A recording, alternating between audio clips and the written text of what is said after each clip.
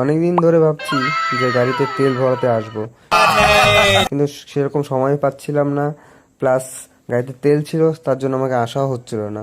বিভিন্ন social media যেমন Facebook আর অন্যান্য জায়গায় দেখছিলাম যে তেল নাকি পাওয়া যাচ্ছে না বিভিন্ন পেট্রোল পাম্পে। তা আমি ভাবলাম আমাদের পেট্রোল পাম্পে আছে কি না একবার দেখি।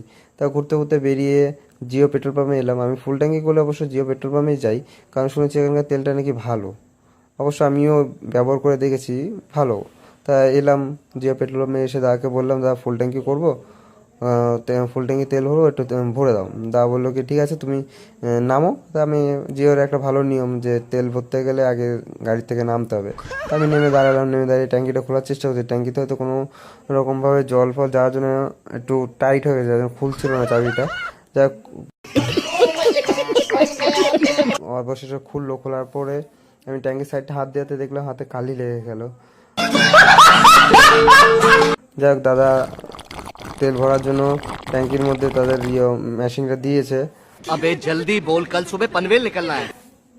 আবার সচরাচর আমি ফুল ট্যাঙ্কি ছাড়া গাড়ি খুব কমই লুজ তেল ভরি, কারণ ফুল ট্যাঙ্কি করলে অনেকটা মাইলেজ পাওয়া যায়, প্লাস বারবার পেট্রোল পাম্পে আমাকে আসতে হয় না।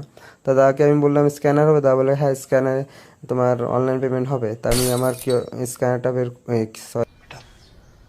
तुमसे ना हो पाएगा। আমার স্ক্যানারটা বের করছি। আমার স্ক্যানারটা বের করছি, স্ক্যানার বের করে স্ক্যান করে যত টাকা হয় সেটা দেবো দাদাকে। তা দাদা ট্যাঙ্কি তেলটা ভরে ভরে গেছে বলে দাদা আবার নিজে মেশিনটা হাতে, তেলটা বাইরে না পড়ে যায়। তা ঠিক এই সময় একটা কলও এসেছিলো, কলটা আমি ডিসকানেক্ট করলাম। শুনেছি পেট্রোল পাম্পে নাকি কল ধরা যায় না। যাক, কত টাকা হয়েছে দেখলাম 753 টাকা, বেশি টাকা হয়নি। দাদা বললো কি একটু সামনে যাও, সামনে গিয়ে তারপর ধীরে সুস্থে পেমেন্ট করো, কারণ পিছনের লোক রয়েছে। তা আমি কী করবো, একটু সামনে ঠেলে নিয়ে গেলাম। ঠেলে নিয়ে যাওয়ার পরে গাড়িটাকে একটু স্ট্যান্ড করলাম। ফুল ট্যাঙ্কি হয়ে গেলে গাড়ি অবশ্য ঠেলতে একটু কষ্ট হয়ে যায়, অনেকটা ভারী হয়ে যায়। তা যাই হোক, আমি গেলাম, গিয়ে স্ক্যানারটা স্ক্যান করব। 753 টাকা হয়েছে, সেটা আমি পেমেন্ট করব। ঠিক আছে, যাই হোক পেমেন্ট করা হয়ে যাওয়ার পরে দাদাকে দেখালাম। দাদা বলল যে ঠিক আছে।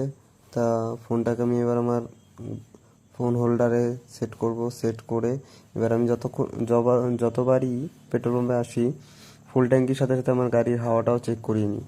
তা আমি এখন গাড়িটাকে অন করব, অন করে গাড়িতে উঠবো। উঠে সামনেই আমাদের জিওর প্রত্যেকটা পেট্রোল পাম্পেই থাকে, জিওতেও সেম আছে। সামনে ওদের হাওয়া চেক করা একটা মেশিন রয়েছে, প্লাস একটা দাদাও রয়েছে আজকে হাওয়া